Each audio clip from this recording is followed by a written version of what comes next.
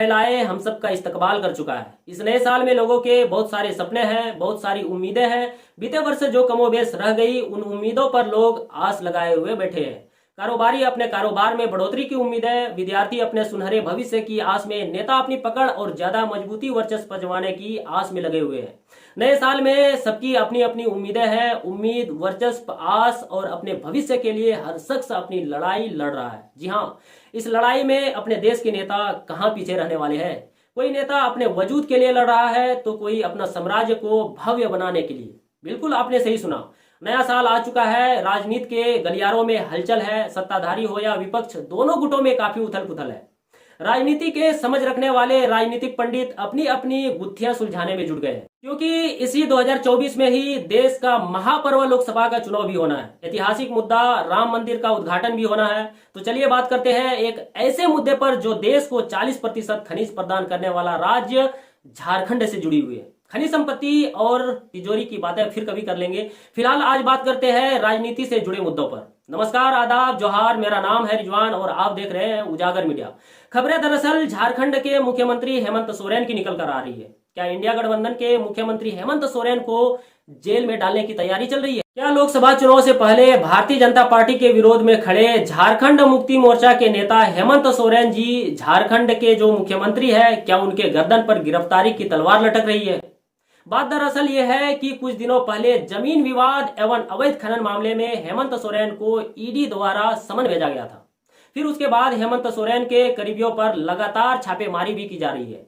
मामला जमीन का है, जिस पर लगातार ईडी कार्रवाई कर रही है। बताया जा रहा है कि साहेबगंज के डिप्टी कलेक्टर के अलग अलग ठिकानों पर भी ईडी का रेड जारी है। ईडी द्वारा हेमंत सोरेन से पेशी की मांग की गई, लेकिन ईडी के समन पर हेमंत सोरेन पेश नहीं हो रहे।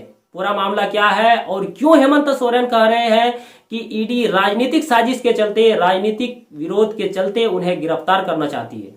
हेमंत सोरेन का मामला बड़ा दिलचस्प है। झारखंड की राजनीति को दूसरे बड़े राज्य के लोग थोड़ा कम आंकते हैं। इसके बारे में लोगों का झुकाव भी कम है, इसलिए ये मुद्दा इतना हाईलाइट भी नहीं है। झारखंड क्या है, झारखंड का राजनीति में क्या भागीदारी रही है, फिर इस मुद्दे पर अलग से चर्चा करेंगे। लेकिन झारखंड में जेएमएम एक हिसाब से मजबूत पार्टी, एक मजबूत राजनीतिक दल कहा जाए तो इसमें कोई संदेह नहीं। खास करके आदिवासी बेल्ट के 28 विधानसभा सीटों में 26 सीटें झारखंड की मुक्ति मोर्चा के पास है। झारखंड में सरकार बनाने के लिए कुल 41 सीटें चाहिए, जिसमें कुल 29 सीटें जेएमएम के पास है। बहुमत के आधार पर जेएमएम झारखंड की सबसे बड़ी पार्टी है। तो जनाब, मामला यह है कि 14 महीने पहले गोड्डा लोकसभा के बीजेपी सांसद निशिकांत दुबे ने ट्वीट किया था कि ऑफिस टू प्रॉफिट के तहत झारखंड के सीएम श्री हेमंत सोरेन की कुर्सी जा सकती है, उनकी सदस्यता भी जा सकती है। जानकारी के अनुसार हेमंत सोरेन को ईडी द्वारा 6 बार समन भेजा गया था।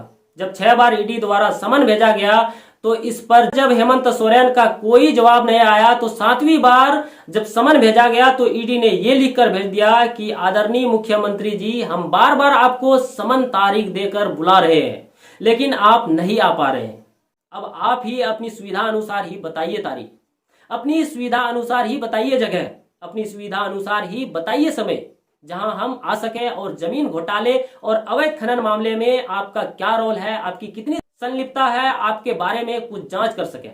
फिर हुआ यूं कि हेमंत सोरेन ने चिट्ठी का जवाब चिट्ठी से ही दिया। राजनीतिक विरोध, गंदी राजनीति कर साजिश के तहत हमें फंसाने की कोशिश की जा रही है। तो मुद्दा अब यह है कि ईडी अब इसके बाद क्या करेगी। मामला यह भी है कि हेमंत सोरेन ने इसकी तैयारी भी कर ली है। हेमंत सोरेन ने अपने एक विधायक सरफराज अहमद, जो कि जिला गिरिडीह गांडी विधानसभा से विधायक थे, उनसे हेमंत सोरेन ने इस्तीफा की मांग कर दी। फिर क्या था, मियां विधायक जी भी ठहरे मुख्यमंत्री के वफादार। मुख्यमंत्री जी का हुक्म सर आंखों पर और हो गई एक सीट खाली।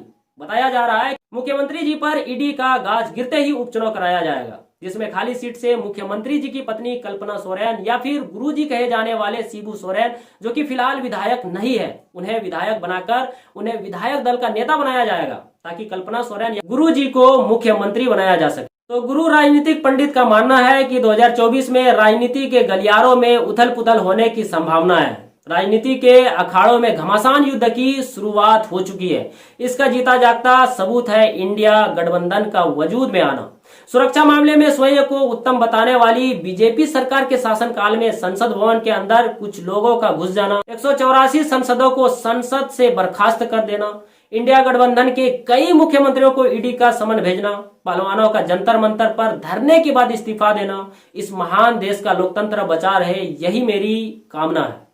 फिलहाल इस वीडियो में बस इतना ही। इस मुद्दे पर आप क्या सोचते हैं कमेंट बॉक्स में अपनी प्रतिक्रिया जरूर दीजिएगा। इसी तरह देश दुनिया की खबर आपसे साझा करता रहूंगा। फिलहाल अपने दोस्त रिजवान को दीजिए इजाजत। जय हिंद।